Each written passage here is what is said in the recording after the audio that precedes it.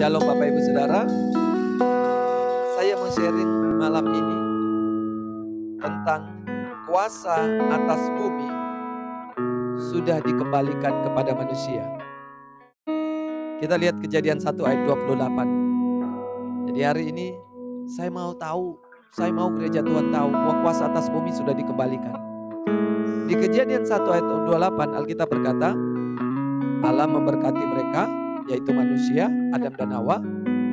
Lalu Allah berfirman kepada mereka, beranak cucu, bertambah banyak, penuhi bumi, taklukkan itu, dan berkuasalah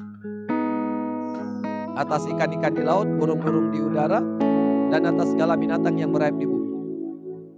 Jadi kita disuruh penuhi bumi, taklukkan bumi, dan berkuasa atas bumi. Tuhan sudah memberikan itu kepada Adam dan Hawa. Tapi waktu manusia jatuh dalam dosa, kuasa, otoritas atas bumi itu diserahkan kepada iblis. Puji Tuhan, kita lihat apa yang terjadi di Matius 28 di ayat yang ke-16. Matius 28 ayat 16. Dan ke-11 murid itu berangkat ke Galilea, ke bukit yang telah ditunjukkan Yesus kepada mereka. Ketika melihat dia, mereka menyembahnya. Tetapi beberapa orang ragu-ragu. Yesus mendekati mereka dan berkata, perhatikan, ini peristiwa terjadi setelah Yesus bangkit. Kepadaku telah diberikan segala kuasa di sorga dan di bumi. Kapan kuasa itu diberikan? Waktu Yesus turun ke jurang maut. Alkitab berkata, Dia, Allah, membangkitkan Yesus pada hari ketiga. Jadi waktu Yesus bangkit, Yesus menang. Yesus mengambil otoritas yang ada di tangan iblis. Makanya Alkitab bilang, kepadaku telah diberikan segala kuasa di surga dan di bumi. Ayat 19. Karena itu, pergilah. Jadikan semua bangsa. Perhatikan. Jadikan semua bangsa muridku. Jadi,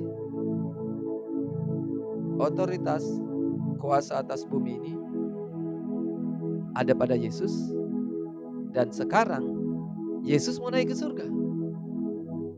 Siapa yang tinggal di bumi ini? Orang percaya. Kepada orang percayalah Yesus berikan kuasa itu. Di dalam Efesus 1 ayat 19 sampai 23. Efesus 1 ayat yang ke-19 sampai 23. Kita lihat di situ. Alkitab bilang begini. Betapa hebat kuasanya bagi kita yang percaya. Betapa hebat kuasanya bagi kita yang percaya sesuai dengan kekuatan kuasanya. Saya jelaskan ya. Yang dikerjakannya di dalam Kristus Yesus dengan membangkitkan dia dari antara orang mati. Ini yang saya bilang tadi, siapa yang membangkitkan Yesus? Ini kuasa ini. Kuasa ini yang membangkitkan Yesus dari antara orang mati dan mendudukkan dia di sebelah kanannya di surga. Nah, kuasa ini selanjutnya membuat apa? Kita baca ayat 21. Mendudukannya jauh lebih tinggi dari segala pemerintah, penguasa. Ini pemerintah kegelapan, penguasa kegelapan dan kekuasaan dan kerajaan dan tiap-tiap nama yang dapat disebut. Bukan hanya di dunia ini saja, melainkan juga di dunia akan datang. Nah, lihat.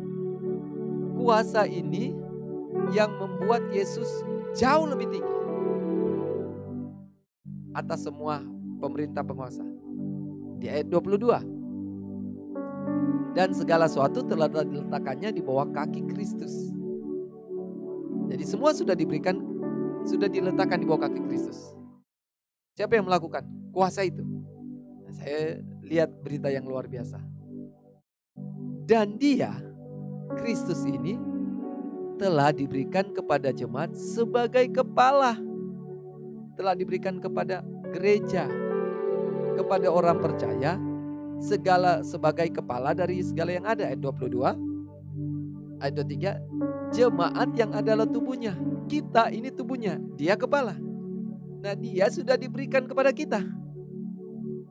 Nah, kalau dia jadi kepala, kita jadi tubuh, artinya kuasa itu juga sudah diberikan kepada kita. Kalau segala kuasa sudah ditaklukkan di bawah kaki Kristus, berarti di bawah kaki kita sebagai tubuh Kristus. Amin. Makanya di Matius 28, Yesus bilang, sekarang kamu pergi. Kuasa itu sudah diberikan pada saya, dan sekarang saya berikan kuasa itu kepada kamu. Ditegaskan lagi, diperkuat lagi kuasa itu oleh kuasa Roh Kudus di dalam Kisah Rasul 1 ayat 8. Kisah Rasul 1 ayat 8, tetapi kamu akan menerima kuasa kalau Roh Kudus turun ke atas kamu, lihat. Dan kamu akan menjadi saksiku, lihat, di Yerusalem, di Yudea, di Samaria. Saksi di sini bukan sekedar hanya bersaksi tentang Yesus, tetapi mewakili pribadi Kristus di muka bumi ini. Untuk merebut seluruh bumi. Saya jelaskan. Secara de facto, secara de jure, bukan de facto, secara de jure, iblis dan antek-anteknya sudah dikalahkan. Sudah diletakkan di bawah kasih Kristus. Berarti sudah diletakkan bawah kaki kita. Kemudian Yesus pergi ke surga, kuasa itu dia berikan pada kita. Secara de jure. Tetapi secara de facto, iblis belum diusir dari bumi ini. Iblis belum ditawan di neraka. Iblis belum dihukum. Iblis masih dibiarkan berkeliaran di muka bumi ini. Tetapi dia sudah tidak punya kuasa atas bumi ini. Hanya dia masih ada di muka bumi ini. Nah, kita orang percaya Tuhan suruh pergi ke seluruh bumi untuk merebut secara de facto. Perhatikan, untuk merebut secara de facto kuasa atas setiap jengkal tanah di muka bumi ini. Ini persis seperti tanah perjanjian. Tuhan sudah berikan tanah perjanjian pada orang Israel. Tetapi orang Israel harus pergi untuk merebut tanah perjanjian itu dari musuh-musuh yang tinggal di situ. Mereka akan kalahkan. Alkitab bilang bukan mereka yang berperang, Tuhan yang berperang sebenarnya ganti mereka. Tetapi mereka yang harus pergi merebut. Sampai Yosua bilang, kenapa kamu masih bermalas-malasan? Rebut semua yang Tuhan sudah berikan kepada kita. Nah, tanah perjanjian bagi orang Israel hanyalah sebagian wilayah di bumi ini yang namanya Israel, tanah Kanaan. Tetapi di perjanjian baru, seluruh bumi ini sudah ditebus oleh darah Yesus. Alkitab bilang karena begitu besar kasih Allah akan dunia ini. Seluruh dunia. Dan kuasa sekarang kuasa atas seluruh dunia. Jadi siapa pemilik penguasa dunia ini? Bukan kuasa kegelapan lagi. Sejak Yesus menang, maka kuasa atas bumi ini sudah ada di tangan Yesus. Tetapi Yesus bilang, aku mau kamu pergi. Kita sudah menang. Tapi mereka masih ada di wilayah-wilayah di bumi ini. Kamu harus pergi, deklarkan kerajaan Allah. Datangkan kerajaan Allah di setiap jengkal di muka bumi ini. Buat kehendak-kehendak Allah terjadi di setiap jengkal di muka bumi ini. Jadikan setiap daerah di muka bumi ini murid Kristus. Pertanyaannya, kenapa Tuhan masih biarin iblis ada di bumi ini? Nah, ini persis cerita di Hakim-Hakim 3 ayat 1 sampai 2. Di perjanjian lama, di Hakim-Hakim 3 ayat 1 sampai 2, Inilah bangsa-bangsa yang dibiarkan Tuhan. Ini kepada orang Israel ya. Dibiarkan Tuhan tinggal untuk mencobai orang Israel. Jadi tujuan masih ada bangsa-bangsa belum ditaklukkan di tanah Kanaan, yaitu untuk mencobai orang Israel. Sama. Iblis ini masih dibiarkan, sudah dikalahkan. Tapi mereka masih dibiarkan untuk mencobai kita. Jadi mencobai orang Israel. Kemudian yang kedua, maksudnya hanyalah supaya keturunan-keturunan orang Israel yang tidak mengenal perang yang sudah-sudah dilatih berperang oleh Tuhan. Jadi Tuhan gak ingin kita jadi orang Kristen yang lemah. Tuhan ingin kita bertumbuh jadi orang Kristen yang kuat. Dan jaminan kemenangan itu sudah ada. Alkitab bilang bahkan kita lebih dari pemenang, karena dia sudah menang untuk kita. Alkitab bilang roh yang ada di dalam kita lebih besar dari roh yang ada di dalam dunia ini. Jadi jaminan kemenangan itu sudah ada. Karena Yesus sudah menang. Dan kuasa yang sama yang bekerja atas Yesus itu, kuasa yang hebat itu, kuasa yang sama itu ada di dalam kita. Sehingga kita pun pasti bisa menang. Tapi harus berperang. Halo? Harus berperang. Jadi kita orang-orang Kristen tujuannya kenapa iblis ini masih ada? Pertama untuk mencobai kita. Apakah kita sungguh-sungguh segenap hati kepada Tuhan? Kedua, untuk melatih kita. Supaya kita ini tahu berperang. Dilatih supaya kita jadi kuat secara rohani. Makanya kan di Efesus 6 itu dijelaskan tentang peperangan rohani. Dan kita disuruh menggunakan selengkap senjata Allah. Karena memang Tuhan mau kita berperang. Jadi kok kenapa kalau Tuhan selamatkan dunia ini gak otomatis terjadi ada? Tuhan ingin latih kita. Supaya kita jadi orang Kristen yang kuat, yang dewasa. Lewat pencobaan yang kita alami. Lewat peperangan-peperangan yang kita alami. Akan membuat kita menjadi kuat. Akan membuat kita jadi dewasa, jadi serupa Kristus. Itu tujuan Tuhan. Tuhan ingin menyelamatkan kita supaya kita disempurnakan karakter kita jadi serupa Kristus. Disempurnakan iman kita. Bertumbuh kerohanian kita jadi rohani yang kuat dan dewasa. Itu lewat apa? Lewat iblis ini. Pencobaan-pencobaan yang ada. Lewat iblis ini kita dilatih untuk berperang. Nah, Bapak Ibu Saudara, daerah-daerah di mana nama Yesus diserukan, nyanyian-nyanyian penyembahan dinaikkan, doa-doa dinaikkan. Daerah-daerah itu adalah daerah-daerah di mana iblis tidak bebas berkuasa. Bahkan iblis disingkirkan dari daerah tersebut. Daerah-daerah di mana tidak ada orang yang berdoa, mempersembahkan korban, membangun mezbah, maka daerah itu akan sangat gelap, akan sangat dikuasai oleh kegelapan. Itulah tugas setiap orang percaya.